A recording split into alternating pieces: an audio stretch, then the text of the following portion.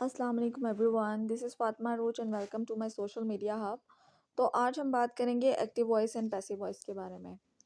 अब जैसा कि आप ज़्यादातर जो स्टूडेंट्स हैं ना ग्रेजुएशन लेवल पे जो एक्टिव वॉइस पैसिव वॉइस पढ़ रहे हैं, वो ये सोच रहे होंगे कि हम ग्रेजुएशन लेवल पर तो आ चुके हैं, लेकिन अभी तक हमें ये भी नहीं पता कि हम active voice and passive voice basically पढ़ते क्यों हैं। तो देखिए जनाब, बेसिकली अब मैं स्टार्ट से आपको इसका आंसर देती हूँ, क्योंकि आपने यही सुना होगा कि हमने जब ऑब्जेक्ट को इंटेंसिफाई करना होता है या मैग्नीफाई करना होता है या ऑब्जेक्ट के ऊपर स्ट्रेस देना होता है कि किस चीज़ के ऊपर काम हुआ है, तो उसको जो है ना हम पैसिव वॉइस में कन्वर्ट करते हैं। ये भी एक लॉजिक है, लेकिन मेन लॉजिक इसकी मैं आपको रीज़न जो है ना स्टार्ट से बताती हूँ। बेसिकली ये active voice and passive voice पढ़ते हैं हम change the voice under the conjugation of the verb. Conjugation of the verb means changing of the verb. ये सारे का सारा काम ना शुरू ही वर्ब से होता है। तो basically conjugation of the verb के अंदर हम मोड्स भी पढ़ते हैं, इवन कि हम टेंस भी अंदर the conjugation of the verb के ही पढ़ते हैं, और उसी के अंदर हम पढ़ते हैं कि change the voice, active voice और पैसिव वॉइस। अब कॉन्जुगेशन ऑफ द वर्ब क्या है? Changing of the verb. इसके अंदर सर्टेन कंडीशंस, जैसे कि टेंस की आपको एग्जांपल मैं देती हूँ कि टेंस का बेसिकली मतलब होता है टाइम। हम स्टडी करते हैं डिफरेंट टाइम जोन्स वर्ब के वर्ब जो भी एक्शन वर्ड है या जो भी काम हुआ है वो किस टाइम जोन में हुआ है, प्रेजेंट में हुआ है, पास्ट में हुआ है या फ्यूचर में होगा। ठीक है, और आपको पता है कि हर टेंस की जो है ना तीन तीन टाइप्स हैं, तो टोटल मिला के 12 बन जाती हैं। तो इन हर टाइप का जो है ना पैसिव वॉइस बनता है, सिवाय जो परफेक्ट कॉन्टिन्यूस टेंस है और फ्यूचर के अंदर जो कॉन्टिन्यूस टेंस है, इसका पैसिव वॉइस नहीं बनता। ठीक है, बाकी सबका बनता है। तो चलिए जी स्टार्ट करते हैं चेंजिंग द वॉइस। और बेसिकली हम इसमें करते क्या हैं कि हमने एक्शन को स्ट्रेस देना होता है, जो वर्ब होता है ना उसको स्ट्रेस देना होता है। अब वर्ब को स्ट्रेस देना है तो देखिए ना, सेंटेंस की जो फॉर्मेशन होती है एक्टिव सेंटेंस की। अब आप ये सोचेंगे, देखें जब हमारे पास एक्टिव सेंटेंस मौजूद है, एक डिक्लेरेटिव सेंटेंस मौजूद है, उसका जो है सीधी सीधी फॉर्मेशन है subject plus verb plus object, तो फिर हमें क्या ज़रूरत है पैसिव वॉइस की? तो जब हमने वर्ब के ऊपर स्ट्रेस देना होता है, तो तब हम वर्ब को इंटेंसिफाई करना होता है कि मेन काम ये हुआ है, काम के ऊपर हमने स्ट्रेस देना होता है ना। और डूअर को कम इंपॉर्टेंस देनी होती है, जो सब्जेक्ट होता है ना वर्ब का उसको कम इंपॉर्टेंस देनी होती है। तो तब हम ज़्यादातर पैसिव वॉइस यूज़ करते हैं। अब वर्ब को अगर इंटेंसिफाई करना है तो उससे पहले ऑब्जेक्ट को लेकर आना होगा। ठीक है, इसकी फॉर्मेशन चेंज होगी, ऑब्जेक्ट पहले आ जाएगा, क्योंकि ऑब्जेक्ट को ऐसा उतनी इंपॉर्टेंस नहीं मिल सकती जितनी सब्जेक्ट को मिलती है। मेन इंपॉर्टेंस जो है वो वर्ब की ही रहेगी। और अब चूंकि डूअर जो है जो वर्ब का है, जो मेन सब्जेक्ट है, उसको कम इंपॉर्टेंस देनी है, तो उसको हमने ले जाना होगा एंड पे। ठीक है, और सब्जेक्ट से पहले हमें बाय लगा देना होगा। Simple is that. अब जितने भी आपने पैसिव वॉइस में कन्वर्ट करना है ना, उसके अंदर चुप करके आप लोगों ने क्या करना है, वर्ब की जो है ना थर्ड फॉर्म लगा देनी है। अब वर्ब की थर्ड फॉर्म क्या है? ये पास्ट पार्टिसिपल है। आपको सबसे पहले अगर आपने टेंस याद करना है या जो भी आपने सेंटेंस स्ट्रक्चर याद करना है, सबसे पहले ना आपने शुरू ही ग्रामर इधर से करनी है कि आपने वर्ब की 3 फॉर्म्स याद करनी है।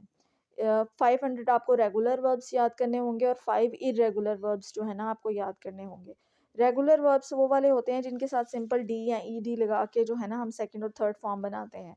जबकि दूसरे जो वर्ब्स हैं जिनकी तीनों फॉर्म सेम रहती है, जैसे कि कट कट कट, या तीनों फॉर्म डिफरेंट होती है, गो वेंट गॉन, ये सारे जो हैं ये इरेगुलर वर्ब्स हैं।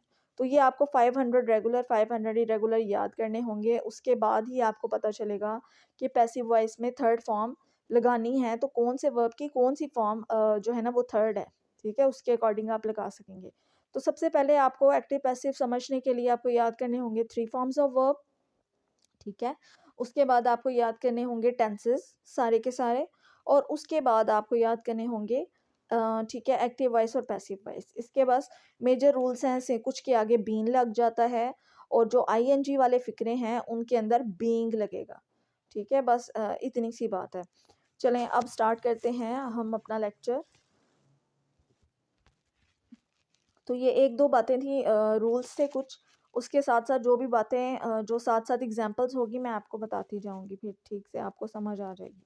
तो एक्टिव वॉइस पैसिव वॉइस में the subject participates in the action in the sentences composed in active voice.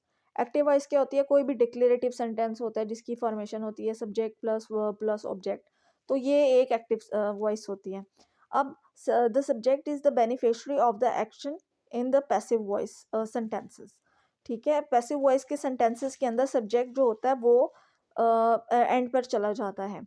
तो active voice occurs when an activity done by the subject is conveyed through the action word, and an action voice, active voice is used when a stronger link and clarity between the subject and the action word are required. अच्छा, अब बात करते हैं passive voice की, क्योंकि ऊपर सारी ये डिस्क्रिप्शन दी हुई है एक्टिव वॉइस की। अब पैसिव वॉइस कब होता है? Passive voice occurs when the subject obtains the activity conveyed by the action word. Action word यानी कि वर्ब जो है ना, वर्ब दरमियान में ही रहेगा, लेकिन क्या होगा कि जो सब्जेक्ट है ना, जो डूअर ऑफ द वर्ब है, वो एंड पे चला जाएगा और ऑब्जेक्ट स्टार्ट में आ जाएगा, और सब्जेक्ट के से पहले जो है हम बाय लगा देंगे। अब when the performer of the action is unknown and the focus of the phrase is on the activity rather than the topic, passive voice is used.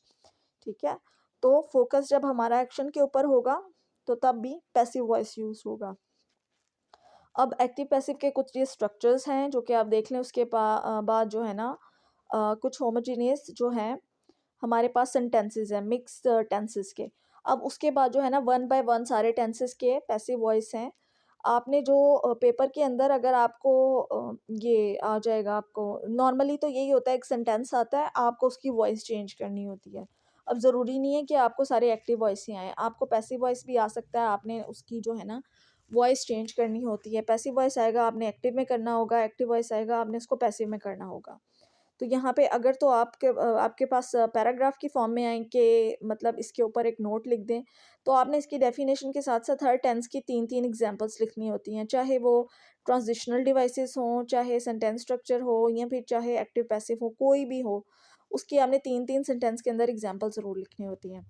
Anyways, अब ये स्टार्ट करें, इसकी फॉर्मेशन देखें। An active voice sentence is one in which the subject does an activity. Simple, आपको पता है doer of the verb जो है वो एक्टिविटी परफॉर्म करता है और सब्जेक्ट के ऊपर ही हमारा फोकस होता है, और इसकी फॉर्मेशन है subject plus verb plus object, जो कि आम डिक्लेरेटिव सेंटेंस की होती है।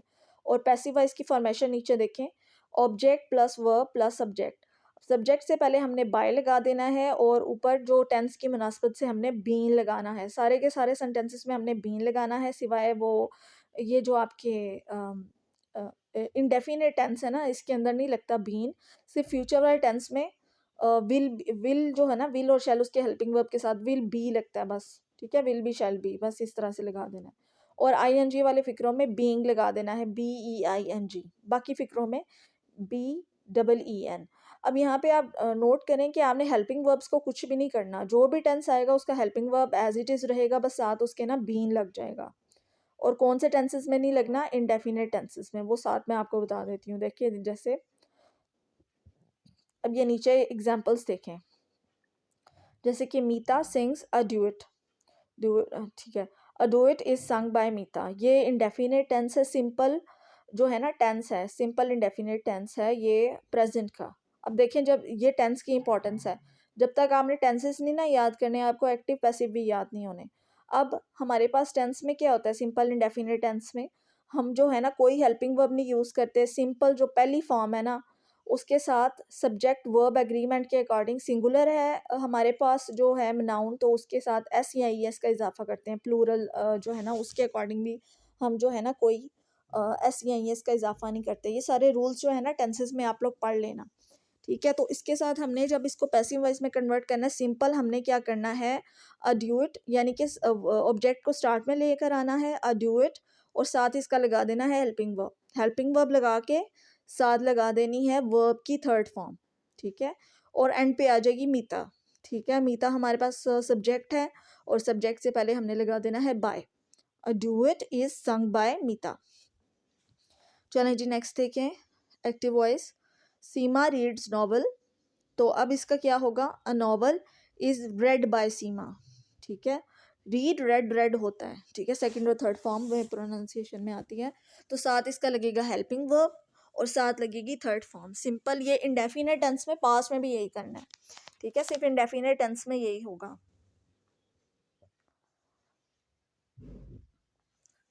अच्छा, अब ये भी बात याद रखें, ये हमारे पास इकट्ठे इकट्ठे हैं सारे, ये कोई टेंस वाइज नहीं है, अभी टेंस वाइज शुरू नहीं है, टेंस वाइज अभी हम शुरू करेंगे।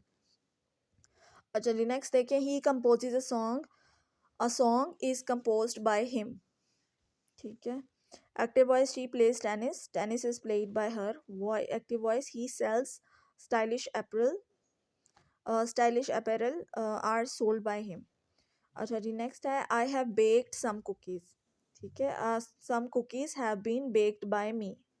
Active voice, the kitty chase the mice, the mice was chased by the kitty. अब ये देखें सिंपल इंडेफिनिट टेंस जो है, सिंपल कह रही हूँ, ये वो है पास्ट इंडेफिनिट टेंस जो है सिंपल वाला।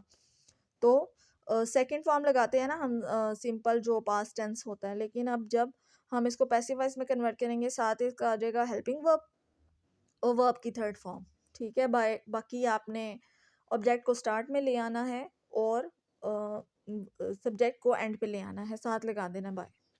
अब एक्टिव वॉइस, अब ये देखें आईएनजी वाला आ गया ना फिक्रा, आई टीच निटिंग। ठीक है, तो knitting is taught by me. ठीक है, निटिंग इज टॉट बाय मी। अच्छा ये वो वाला आईएनजी नहीं है। अच्छा ये यहाँ पे जो आईएनजी है ना, ये है ये नाउन है, आई टीच निटिंग। ठीक है, ये वर्ब नहीं है, निटिंग जो है ना यहाँ पे वर्ब नहीं है, ये बीइंग वाला फिक्रा नहीं है। ठीक है, आई टीच निटिंग, ये यहाँ पे निटिंग जो है ये नाउन के तौर पे यूज हुआ है, तो निटिंग इज टॉट बाय मी। अब उसके बाद है आई एम ईटिंग डिनर। हाँ ये अब वर्ब है ना, यहाँ पे ये दरमियान में जो है ना देखें, ईटिंग ईट के साथ आईएनजी आया है, तो ये कॉन्टिन्यूस टेंस है। ठीक है, आई एम ईटिंग डिनर, मैं डिनर कर रहा हूँ, यहाँ पर हम इसके साथ बीइंग लगाएंगे। ठीक है, the dinner is being eaten by me, verb की जो है वो थर्ड फॉर्म आ जाएगी। अच्छा जी, एक्टिव वॉइस से आगे, I was doing by assignment, the assignment was being done by me. ठीक है, बीइंग आ जाएगा इसमें। अच्छा जी, अब एक्टिव वॉइस और पैसिव वॉइस की जो सारी जो टेंसेस की फॉर्म के अंदर वन बाय वन एग्जांपल्स हम स्टडी करते हैं नेक्स्ट लेक्चर में। ठीक है।